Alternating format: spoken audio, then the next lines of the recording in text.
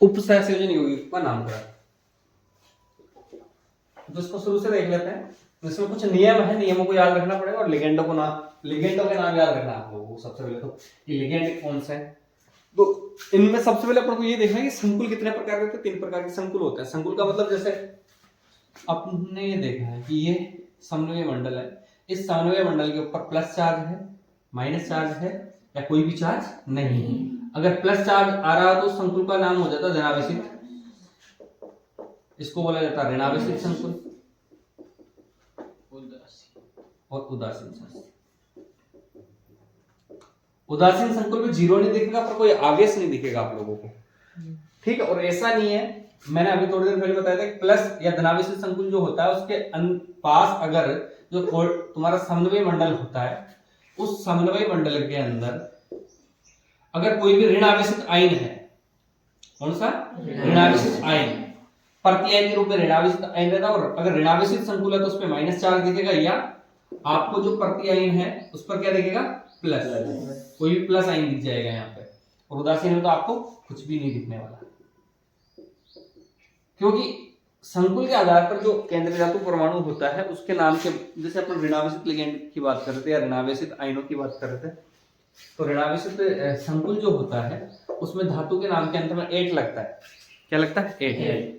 और कुछ नियम ऐसे हैं कि अलग अलग संकुलों के लिए अलग अलग आते हैं, इसलिए सबसे पहले आप लोगों को संकुल पहचानना होता है। कई बार ऐसा होता है नाम बिल्कुल सही है परंतु थोड़ी बहुत गलती हो जाती है, तो थोड़ी बहुत गलती नहीं होनी चाहिए अपनी।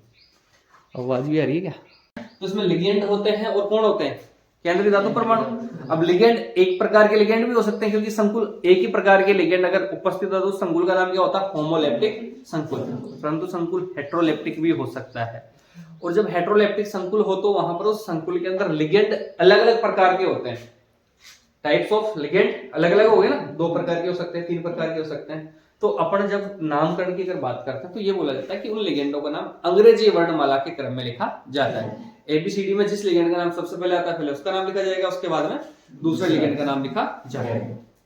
तो लिखा हुआ लिगेंड का नाम अंग्रेजी वर्णमाला के क्रम के अनुसार, ये अंदर वाला ही बात कर रहा है, प्लस केंद्रीय धातु परमाणु या आयन का नाम, छोटे कोष्टक में ऑक्सीकरण अवस्था या रोमन संख्या। तो एक तरह से नियम क्या हो गया इस कोऑर्डिनेशन स्फीयर का, कि सबसे पहले किसका नाम लिखा जाएगा, लिगेंड। किसके आधार पर, एबीसीडी के आधार, हाँ, अंग्रेजी वर्णमाला के अनुसार। ये नियम याद रखना है। फिर किसका नाम लिखोगे, अब उसी में आ गया दूसरा लिगेंड, धातु या धातु आयन का नाम। अब धातु आयन के रूप में भी हो सकता है। आयन के रूप में कब होगा, जब उस पे क्या हो, उसकी ऑक्सीकरण संख्या निकलेगी ना। जब ऑक्सीकरण संख्या निकालते हैं किसकी निकालते हैं, केंद्रीय धातु परमाणु की तो निकालते हैं। कल अपन ने देखा था केंद्रीय धातु परमाणु की ऑक्सीकरण अवस्था। तो वहां पर धातु या धातु आयन अगर कोई भी नहीं है तो उसको धातु बोल देते हैं, अगर प्लस या माइनस चार्ज है तो उसको धातु आयन कहा जाता है। फिर क्या, ऑक्सीकरण संख्या, और जो ऑक्सीकरण संख्या आई ना वो रोमन अंक में लिखा जाता है छोटे ब्रैकेट में। तो रोमन अंक जानते हो ना भाई, 1 है तो उसको ऐसे लिखा जाता है, 2 है तो ऐसे, 3 है तो, मतलब रोमन अंक जानते हो आप, छोटे कोष्टक में रोमन अंक के अंदर उसकी ऑक्सीकरण संख्या लिखी जाती है। फिर है लिगेंड का नामकरण, ऋणायन लिगेंडों के नाम का समापन ओ लगाकर करते हैं। पहले भी बात हो चुकी है अपनी, साइनो, क्लोरो, फ्लोरो, ब्रोमो। तो बोल रहा है ऋणायन लिगेंडों के नाम का समापन ओ लगाकर करते हैं। जैसे साइनो है Cn, तो इस लिगेंड को क्या बोला जाएगा, साइनो। इसको क्या बोलते हैं, आइसोसाइनो। इस तरह से इन लिगेंडों का नाम। उदासीन लिगेंड का नाम जैसा का जैसा ही रखा जाएगा। जैसे H2O है उसको क्या बोलते थे, NH3 को क्या बोलते हैं, Na। ठीक है। धनात्मक लिगेंड के नाम का समापन EM से करते हैं, मतलब उस लिगेंड के पीछे EM एक शब्द लगा देते हैं। और धनात्मक लिगेंड आपको बहुत ना के बराबर मिलेंगे, 2 लिगेंड मिलते हैं, 3 लिगेंड मिलते हैं। जैसे एक तो है NO+, इसको बोला जाता है नाइट्रोसोनियम, EM लगाते हैं ना। आप लोगों को एक बात समझ में आ गई, 3 प्रकार के लिगेंड होते हैं। ऋणायन लिगेंड के अंत में O लगाकर उसका समापन करते हैं, उदासीन लिगेंड में कुछ भी नहीं लगाते हैं, और धनावेशित लिगेंड के नाम के अंत में EM शब्द लगाया जाता है। तो यहाँ पर ये दोनों ही लिगेंड है धनावेशित और बाकी कोई लिगेंड नहीं है। ये देखो इसको नाम है हाइड्रोजीनियम। हाइड्रोजीनियम। अब ये तो बातें हो गई सबकी लिगेंडों की। अब सभी लिगेंडों के नाम अंग्रेजी वर्णमाला के क्रम के अनुसार लिखते हैं। अगला नियम ये है, यदि एक ही लिगेंड जैसे ये है साइनो, कितने हैं? 6। ये बोला जाता है अगर लिगेंडों की संख्या एक से ज्यादा हो, एक ही लिगेंड 1 2 3 4 कुछ भी हो, तो एक के लिए तो क्या लिखते हैं? मोनो। 2 के लिए लिखते हैं डाई। 3 के लिए क्या लिखते हैं? ट्राई। जैसे यहाँ पर लिगेंडों की संख्या जैसे यहाँ पर 2 है तो 2 के लिए क्या यूज करेंगे? डाई। ट्राई। 4 के लिए, 5 के लिए, 6 के लिए हेक्सा। इस तरह के शब्द यूज किया जाता है। इसमें एक नियम और आएगा भी आगे कि अगर लिगेंड के नाम के अंदर ही है वो डाई ट्राई पेंटा, तो उसके लिए अपन लिगेंडों की संख्या के लिए एक अलग वर्ड यूज करेंगे। जैसे बहुतंतुक लिगेंड, ये बोला गया ना, बहुतंतुक लिगेंड संख्या में एक से अधिक होने पर उसके नाम से पूर्व निम्न लगन प्रयुक्त करते। इसका मतलब ये है कि अगर लिगेंड के नाम के अंदर ही डाई हो ट्राई हो तो वहां पर उन लिगेंडों की संख्या को दिखाने के लिए डाई ट्राई टेट्रा ये यूज नहीं करते, तो क्या यूज करते हैं? तो वहां पर ये बोला जाता है कि बहुतंतुक लिगेंड। जैसे ईएन का नाम सुना आप लोगों ने? ईएन, ये कैसा लिगेंड है? बहुतंतुक लिगेंड है ना। बहुतंतुक का मतलब कैसा लिगेंड है? द्वितंतुक लिगेंड। उसका नाम क्या है? इस लिगेंड के नाम के अंदर ही क्या आ गया? डाई आ गया ना, एथिलीन डाई एमिन। तो ये बोला जाता है जब लिगेंड के नाम के अंदर डाई ट्राई टेट्रा पेंटा ये आ जाते हैं तो इनका नामकरण करते समय लिगेंडों की संख्या को बताएंगे। अगर अपन तो 2 है तो उसके लिए 20, 3 4 5 इस तरह से इन शब्दों के लिए यूज किया जाता है। 20, ट्रिस, टेट्राकिस, पेंटाकिस, इस तरह के शब्द यूज किए जाते हैं। पर कब यूज किए जाएंगे? जब लिगेंड के नाम के अंदर डाई ट्राई हो। अगर डाई ट्राई नहीं हो तो अपन वहां पर di tri tetra penta hexa ही यूज करेंगे। नियम अपन को आ जाने से उसके बाद लिगेंडों का नामकरण करेंगे धड़ल्ले से। अगला है वह लिगेंड जो 2 धातु के मध्य सेतु का कार्य करता है, उसके नाम से पूर्व ग्रीक शब्द म्यू लिखते हैं। ये बोला जाता है कि कोई लिगेंड है, यहाँ तो अपन अब तक एक ही केंद्रीय धातु परमाणु देख रहे हैं, परंतु कुछ संकुल ऐसे भी होते हैं उन दोनों संकुलों के बीच में, जैसे कोई लिगेंड है वो 2 धातुओं के बीच में आ गया, मान लो कोई भी लिगेंड आ जाए 2 धातुओं के बीच में, तो ये बोला जाता है दोनों धातु को जब जोड़ता है तो उसके नाम के साथ म्यू शब्द लिखा जाता है। ये किसका काम करता है? सेतु का। ये जो लिगेंड है वो ब्रिज लिगेंड है कि 2 धातुओं से जुड़ा हुआ, इस वजह से इसके नाम के साथ म्यू शब्द यूज किया जाता है। और ये सब अभी नियम बता रहा हूं, नियम जब अपन अप्लाई करेंगे ना, जब आप लोगों को समझ में आएगी। सब लोगों के पास में नोट्स है ही सही, आराम से नोट्सों के नियम पढ़ना। सबसे पहले तो नियम दिमाग में होने चाहिए, जब भी आप नोमेनक्लेचर कर पाएंगे। अब देखो केंद्रीय धातु परमाणु या आयन का नामकरण। मैं आप लोगों को अभी थोड़ी देर पहले बता रहा था कि जैसे Fe है उसको कई बार आयरन लिखा जाता है और कई बार फेरेट लिखा जाता है। ये कब तो आयन के नाम के अंत के अंदर 8 लगता है और कब धातु का नाम लिखा जाता है। ये नियम है। केंद्रीय धातु परमाणु या आयन का नामकरण कैसे करते हैं ये ध्यान देना भाई। अब संकुल कितने प्रकार की होती है? बात से लिखोगे क्रोमेट। इसी प्रकार से जेड है तो उसको क्या लिखोगे? जिंके। एजी है, ऐसे सिल्वर बोला जाता है इसको, परंतु जब लिगेंड ऋण आवेशित हो तो इसको बोला जाता है अर्जेंटेट। और एक है पीटी प्लेटिनेट।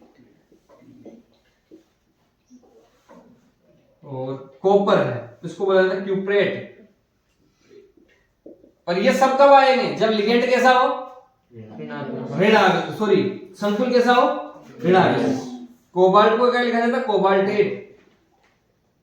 आप लोग अभी बहुत सारे जब नामकरण देखोगे तो वहां पर कई बार कोबाल्ट लिखोगे, कई बार कोबाल्टेट लिखोगे। तो कोबाल्टेट कब आएगा? जब संकुल कैसा हो? ऋण आवेशित। अगला है यदि संकुल उदासीन या धनाहीन है तो केंद्रीय धातु का नाम यथावत रखा जाता है। अगर फिर वहां पर जैसे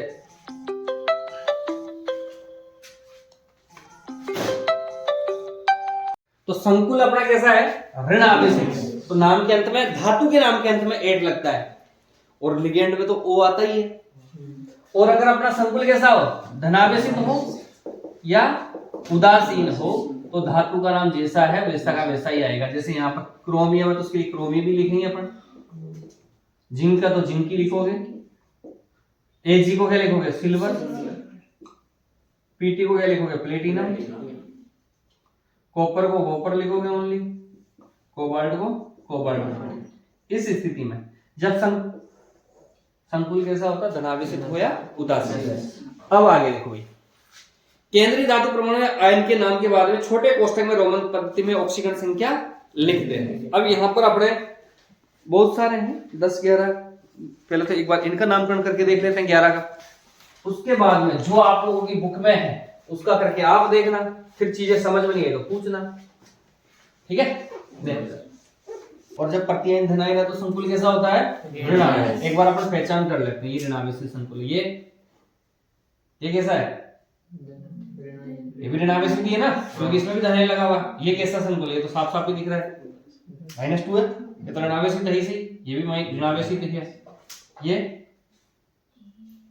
ये लगा हुआ है क्या इसमें भी, ये भी ऋणावेशित है।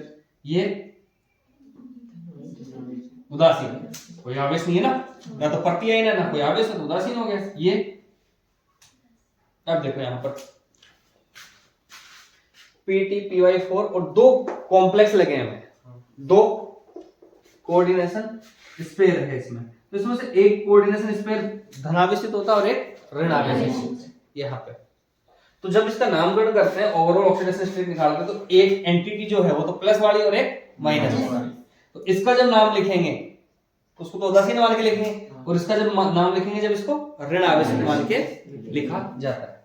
ये उदासीन, ये कैसा है, ये भी उदासीन है, ये भी उदासीन है, क्योंकि अंदर लिगेंड भी जो लिगेंड है वो भी कैसे है उदासीन है। अब ये वही वाली पोजीशन हो गई, एक इसके अंदर वो ऋणावेशित होगा और एक धनावेशित। ये पहचानने के बाद जब नामकरण की बात करते हैं, इनको मिटा देता हूं मैं, अब नामकरण करते हैं तो सबसे पहले किसका नाम लिखा जाता है प्रत्ययन। प्रत्ययन कौन है इसमें, पोटेशियम। फिर उसके बाद किसका नाम लिखा जाएगा लिगेंड का। अब इसमें लिगेंड कितने हैं 6, तो 6 लिगेंडों को क्या बोलोगे हेक्सा। फिर लिगेंड का नाम क्या है साइनो। अब आप लोगों को क्लियर हो ही चुका कि लिगेंड ये संकुल कैसा था ऋणावेशित संकुल। तो यहाँ पर जो धातु का नाम है उसमें 8 लगेगा पीछे, तो उसका क्या नाम हो जाएगा पोटेशियम हेक्सासाइनोफेरेट। ऑक्सीडेशन स्टेट अपन ने कल निकाली ली थी, कितनी आई थी 2 आई थी ना, ये हो गया। अब सुनो इधर, जैसे ये है इनके नाम के आगे जैसे कुछ भी लास्ट में एक शब्द आता है आयन, अगर आप लोगों को दिख रहा है ना संकुल है, संकुल के ऊपर प्लस या माइनस कोई चार्ज है, तो यहाँ पर जो ऑक्सीडेशन स्टेट है उसके बाद में क्या एक शब्द लिख देना है आयन, ठीक है। तो ये समझ में आ गया कैसे लिखा मैंने, सबसे पहले धातु का नाम लिखा, सॉरी प्रत्ययन का नाम लिखा पोटेशियम, हेक्सासाइन हो गया लिगेंड का नाम, धातु का नाम, और ये ऑक्सीकरण संख्या रोमन अंकों में लिखा। ऑक्सीकरण संख्या कल निकालना सिखा ही दिया था, आप लोग फिर निकाल के देख लेना। इसमें आओ, इसका क्या नाम हो जाएगा सोडियम। लिगेंड एक ही प्रकार का ना, संकुल किस तरह का है होमोलैप्टिक या हेटेरोलैप्टिक, होमो है ना, एक ही प्रकार का लिगेंड है, इसको होमोलैप्टिक संकुल बोला जाता है। और कोऑर्डिनेशन नंबर कितना है इसका 2, कितना है 2, तो सोडियम 2 है तो डाई साइनो। लिगेंड कैसा था ऋणावेशित, सॉरी संकुल कैसा है ऋणावेशित संकुल, तो क्या आएगा इसका नाम, एजी को क्या लिखोगे सिल्वर लिखोगे, अर्जेंटेट लिखोगे अर्जेंटेट। और ऑक्सीडेशन स्टेट कितनी है इसकी, ढंग से देख लो, देख लिया क्या, उसमें देख के बता रहे होंगे तुम तो, उसमें देखो मत। इसको जब हटाओगे यहां से, इसको हटाओगे यहाँ माइनस आएगा, या कल शिकायत था कैसे निकालते हैं, +1 प्लस x 2 - 1 बराबर 0, x - 2 बराबर 0, तो x बराबर क्या आएगा, ये 2 इधर गया प्लस, x बराबर +3। तो सोडियम डाइसाइनो अर्जेंटेट फर्स्ट आ गया, और इसको रोमन अंकों में लिख दिया जाता है। अगला देखो कैसा संकुल, ऋणावेशित संकुल ही है, प्रत्ययन कोई है नहीं, तो नाम कहां से चालू होगा लिगेंडोस हैं, कितने लिगेंड है? 4 को क्या बोलते हैं? Tetra cyano. लिगेंड के संकुल के साथ ऋणावेशित संकुल, तो क्या होगा? टेट्रा साइनो निक्लेट, ये है ना nickelate. Oxidation state x minus 4 minus 2 रहेगा ना, इसका ऑक्सीडेशन स्टेट निकालो तो क्या आएगा? x माइनस 4 माइनस 2, ये x है, ये 4 हो गया माइनस 4 माइनस 2, तो x बराबर क्या आएगा? माइनस 2 प्लस 4, x बराबर क्या आएगा? प्लस 2। तो क्या होगी? टेट्रोसाइनोनिक्लेट सेकेंड। ऑक्सीडेशन स्टेट कैसे निकाली समझ में आई नहीं है भाई? जिसका निकालना उसका x, लिगेंड कैसे है? ऋणावेशित, CN पे चार्ज कितना होता है? -1, तो मैंने डायरेक्ट किया x माइनस 4, यहाँ पर जो था -2। अब इसमें मैंने क्या बताया था थोड़ी देर पहले? क्या लिखना है? आयन। क्यों? क्योंकि आयन आपको दिख रहा है ये, इसलिए इसका नाम क्या जाएगा? आई बात समझ में? आयन कब लिखा जाता है? जब कोई भी प्रति आयन नहीं हो तब आयन का नाम लिखा जाता है। इसमें क्या आएगा? संकुल के साथ ऋणावेशित संकुल, तो क्या आएगा? हेक्सा। लिगेंड का नाम क्या है? क्लोरो। और संकुल कैसा है? होमोलेप्टिक है हेटेरोलेप्टिक? एक ही प्रकार के लिगेंड उपस्थित है ना, तो इसको क्या बोलोगे? होमो। हेक्सा फ्लोरो, तो यहाँ क्या होगा? x माइनस 6 माइनस 3, ऐसे आएगा ना, x माइनस 6 बराबर -3, तो x बराबर क्या जाएगा? ऑक्सीडेशन स्टेट बोल रहा हूं भाई।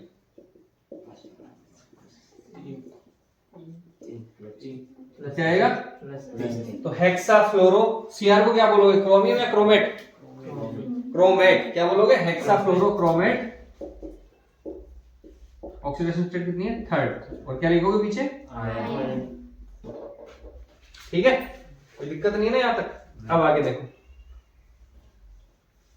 अगला संकुल कैसा? वो भी ऋणावेशित ही है। तो सबसे पहले पोटेशियम। अब इसमें 2 प्रकार के लिगेंड है भाई। कौन कौन से? ये संकुल कैसा है? होमोलेप्टिक या हेटेरोलेप्टिक? हेटेरो होना, क्योंकि हेटेरो क्यों? क्योंकि इसमें 2 प्रकार के लिगेंड उपस्थित है।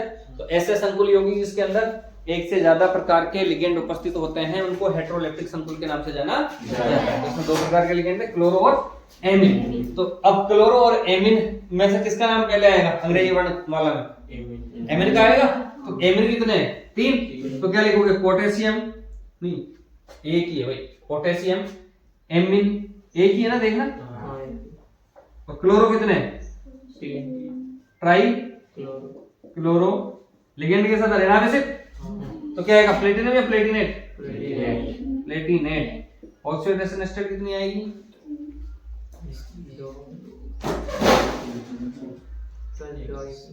कितनी आएगी?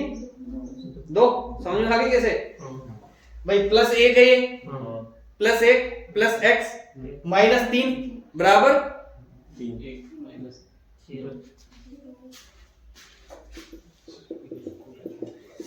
ये आएगा भाई। x -3 किसका लेगा? Cl के लिए।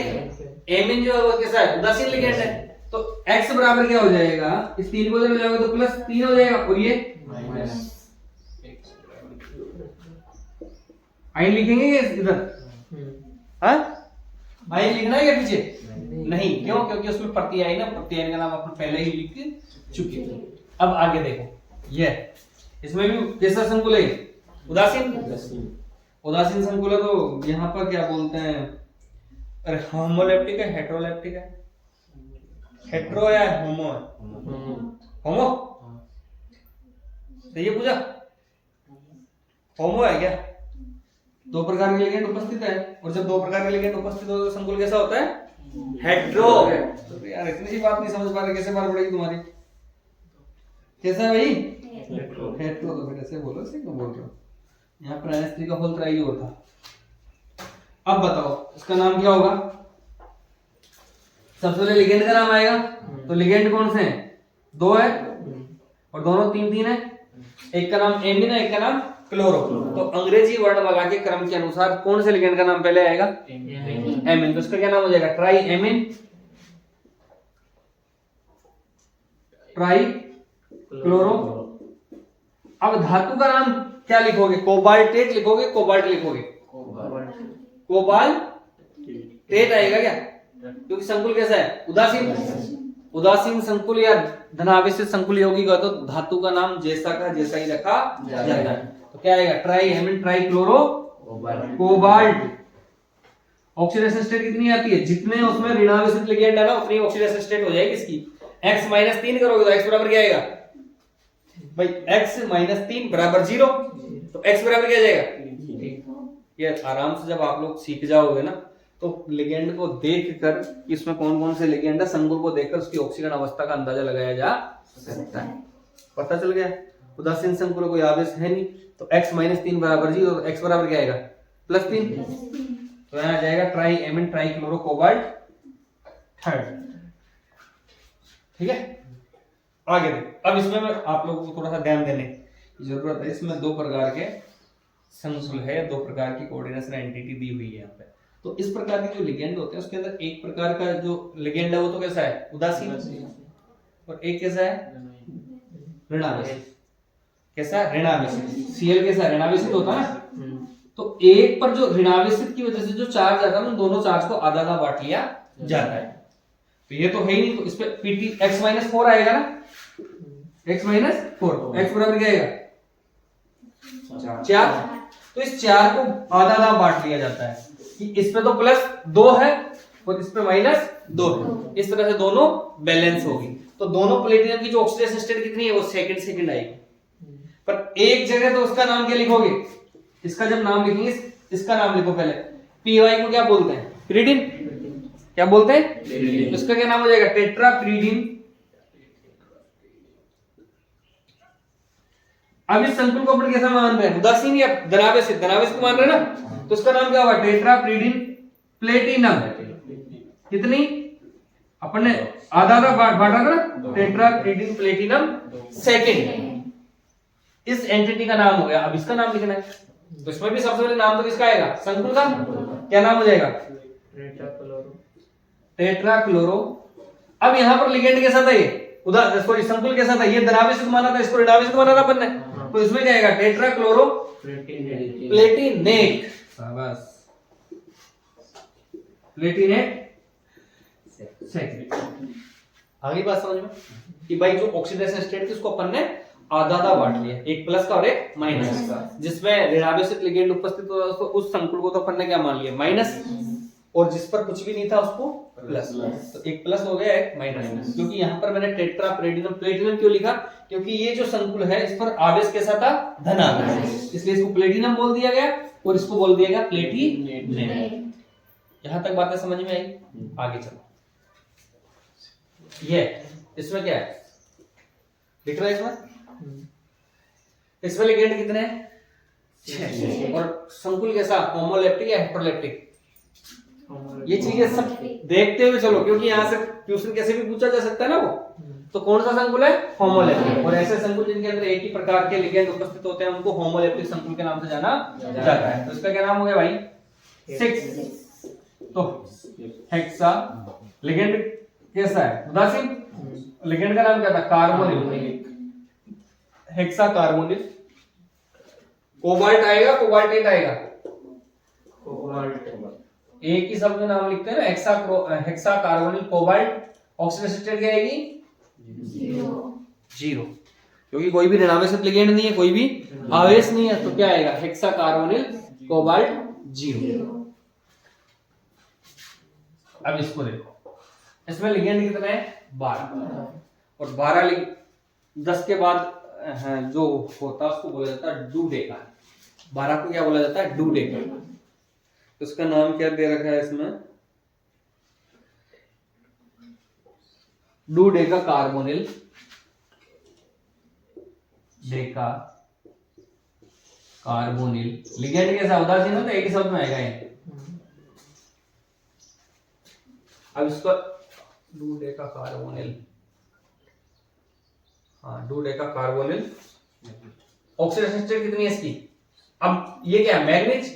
अब मैग्नीज कितने हैं इसमें 3, तो ट्राई मैग्नीज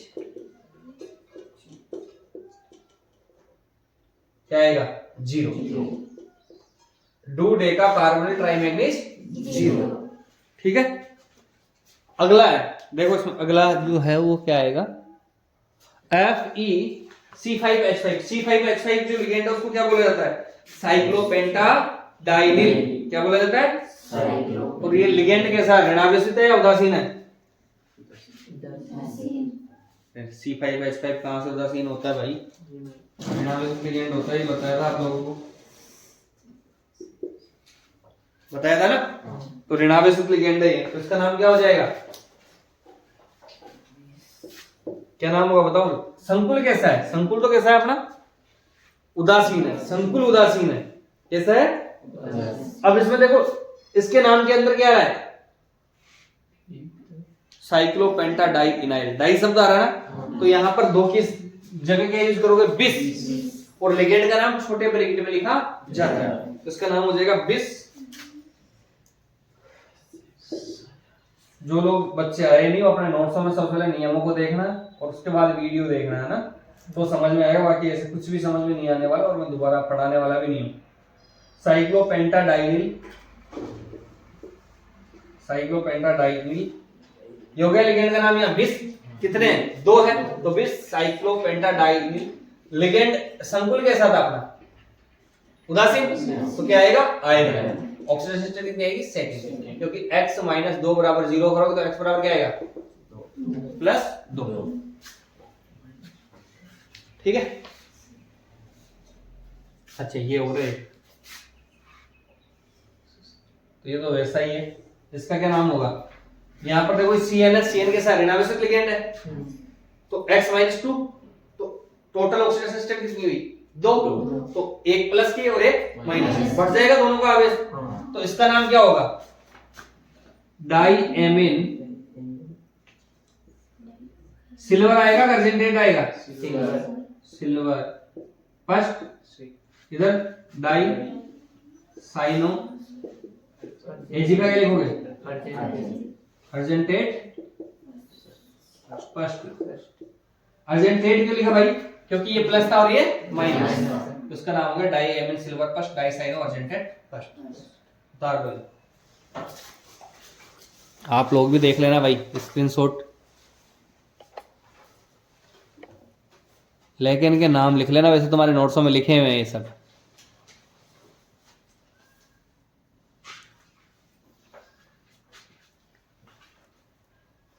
देखो यहाँ पर जैसे कि लिगेंड का नाम दे दिया पूरा, टेट्राएमिन एक्वा क्लोरिडो कोबाल्ट हेड क्लोराइड, तो आप लोगों को ये बात तो पता चली गई होगी कि यहाँ कोबाल्ट आया तो संकुल जो कैसा है वो या तो ऋणावेशित, सॉरी उदासीन है या धनावेशित संकुल है।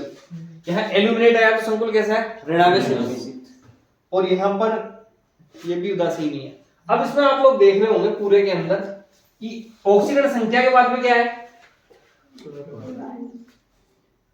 क्लोराइड। इसका मतलब प्रत्ययन कैसा है? पीछे। और यहां पर ये संकुल कैसा होगा? संकुल कैसा रहा होगा? धनावेशित। तो इसमें सबसे पहले धातु का नाम क्या हो लिख दो? कोबाल्ट। अब अपन क्या बोलते हैं, यहां पर जो नाम लिखे होते हैं ये अंग्रेजी वर्णमाला के क्रम के अनुसार लिखे होते हैं। तो अंग्रेजी वर्णमाला के क्रम के अनुसार जब इसके नाम लिखे हैं, तो जैसे जैसे यहाँ लिगेंडों के नाम है वैसे वैसे लिगेंडों के नाम। टेट्राएमिन, टेट्रा का मतलब हुआ 4, टेट्राएमिन। फिर क्या? Aqua H2O। क्या? क्लोरिडो Cl हो गया। और क्या है? क्लोराइड। अब ये Cl2 आएगा या Cl3 आएगा, ये कैसे पता चलेगा? ऑक्सीडेशन स्टेट से। ऐसे थोड़ी पता चलेगा। किससे पता चलेगा? ऑक्सीडेशन स्टेट से। अब आप लोग जब यहां देख रहे हो, यहां ऑक्सीडेशन स्टेट कितनी? इसकी 3।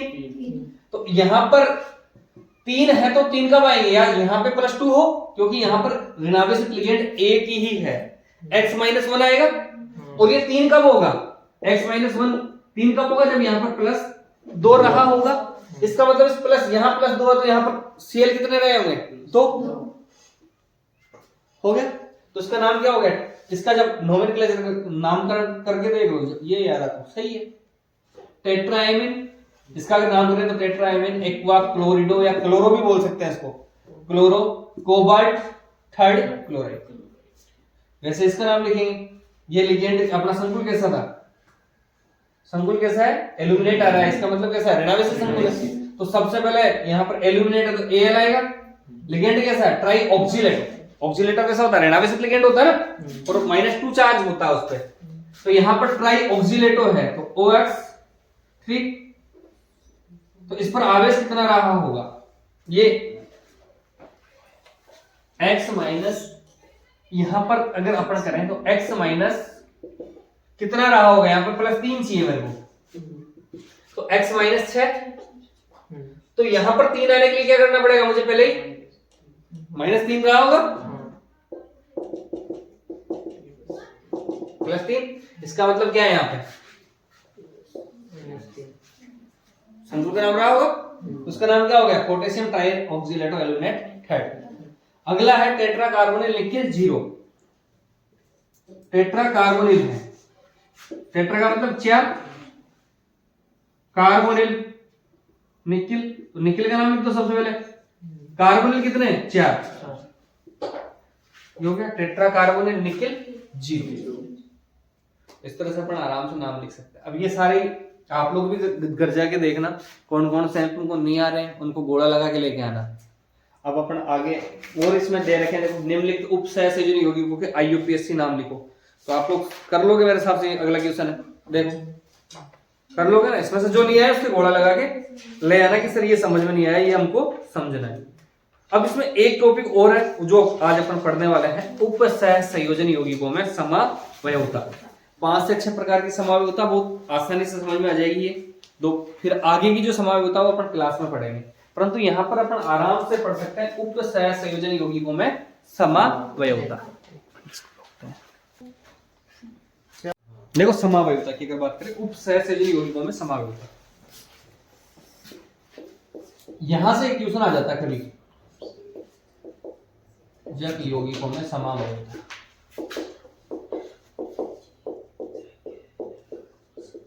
और समझ में आराम से आएगी, टाइप्स इनके समझ में आना चाहिए कि हाँ इसमें ऐसा हो रहा है, ज्यादा चेंज नहीं होता।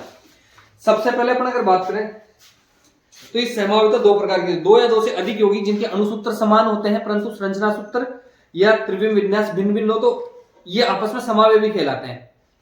जैसे अणुसूत्र तो समान होते हैं परंतु संरचना सूत्र अलग अलग हो सकते हैं, तो संरचनात्मक समावयवता हो गई। त्रिविम विन्यास में भिन्नता तो प्रकाशिक समावयवता हो गई। यहाँ पर अपने 2 प्रकार की समावयवता है, एक तो संरचनात्मक समावयवता और एक त्रिविम समावयवता। तो आज अपन यहाँ पर स्टार्ट करेंगे संरचनात्मक समावयवता। संरचनात्मक समावयवता में क्या होता है कि अणुसूत्र तो समान होते हैं परंतु उसकी जो संरचना होती है उसके अंदर भिन्नता पाई जाती है। त्रिविम समावयवता फिर 2 आगे बढ़ेंगे, इसमें प्रकाशिक समावयवता और ज्यामितीय समावयवता,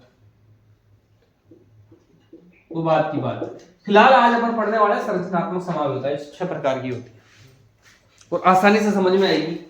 कौन कौन सी होती है ध्यान देना, हाइड्रोजन समावयवता और हाइड्रेट बंधन समावयवता,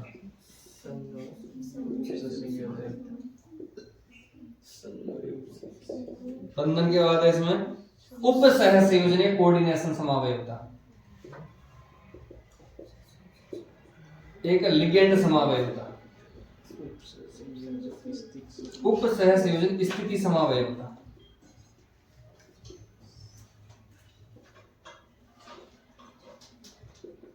इनके जो नाम है ना, नाम से क्लियर हो जाएगा। सबसे पहले आयनन समावयवता।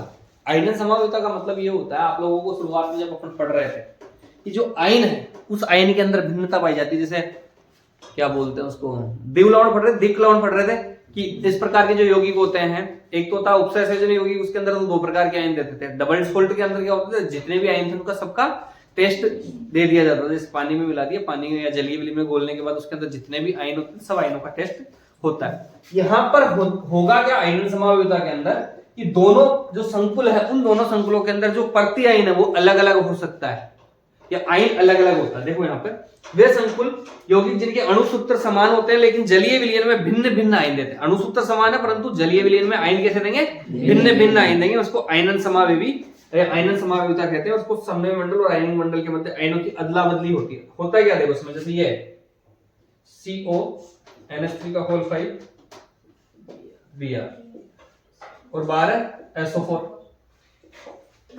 इसी में देखो, इसको मैं अगर ऐसा लिखूं CO3 का होल 5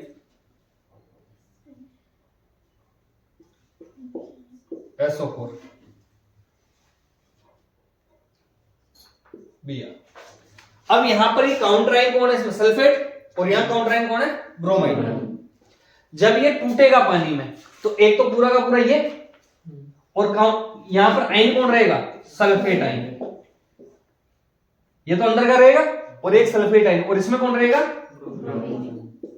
तो आयन भिन्न भिन्न हो गए ना। संरचनात्मक सूत्र देखो, CO इसमें भी है, NH3 का ऑल 5 इसमें भी, Br इसमें भी है, Br उसमें भी है, सल्फेट इसमें भी है, उसमें भी है। परंतु जब जलीय विलयन में डाला जाता है तो इसके अंदर, दोनों के अंदर आयनों में भिन्नता पाई जाती है। तो इस प्रकार की जो समावयवता उसको किस नाम से जाना जाएगा? आयनन समावयवता। तो अपन बोलते हैं कि वे संकुल जिनके अणुसूत्र समान होते हैं लेकिन जलीय विलयन में भिन्न भिन्न आयन देते हैं, आयनन समावयवी कहलाते हैं। तो आपस में अब एग्जाम में आप लोगों को क्वेश्चन पूछ ले, ऐसे पूछेगा कौन सी समावयवता है,